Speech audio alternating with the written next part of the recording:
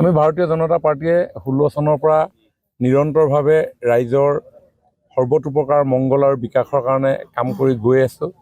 গতিকে নিৰ্বাচন আহিছে, যি আস্থা আৰু বিশ্বাস আমাৰ ওপৰত ৰাইজে ৰাখিছিলে সেই বিশ্বাস আৰু আশ্বাসেৰে আমি পুনৰ ৰাইজৰ ওচৰলৈ যাম। ভাৰতীয় জনতা পাৰ্টীৰ এই বিকশিত ভাৰতৰ যি গতিধাৰা, এই গতিধাৰাক মই ভাবোঁ সকলো ৰাইজে আমাক সমৰ্থন আগবঢ়াব। গতিকে কোনে কাৰ লগত কি মিত্ৰতা কৰিছে, সেই মিত্ৰতা কি পৰ্যায়ত আছে, এইবিলাক আমি ইমান জানিবৰ কাৰণে প্ৰয়াসো কৰা নাই। আৰু কংগ্ৰেছৰ লগত মিত্ৰতা কৰিবলৈ বিচৰা সেই দলবিলাকৰ কথা কৈ কি লাভ আছে, কাৰণ কংগ্ৰেছ কি অসমৰ ৰাইজে জানিবলৈ বাকী নাই।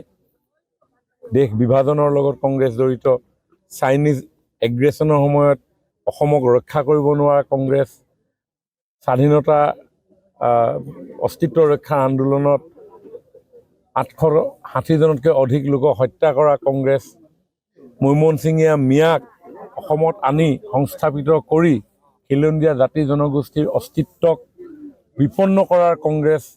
গতিকে সেই কংগ্ৰেছৰ লগত কোনোবাই মিত্ৰতা কৰে নকৰে এইটো আমাৰ ইমান বেছি লুকআউট নহয়, কৰিলেও কথা নাই। অসমৰ ৰাইজে আমাৰ এই খিলঞ্জীয়া জাতিপক্ষৰ লগত থকা ভাৰতীয় জনতা পাৰ্টীকে সমৰ্থন আগবঢ়াব।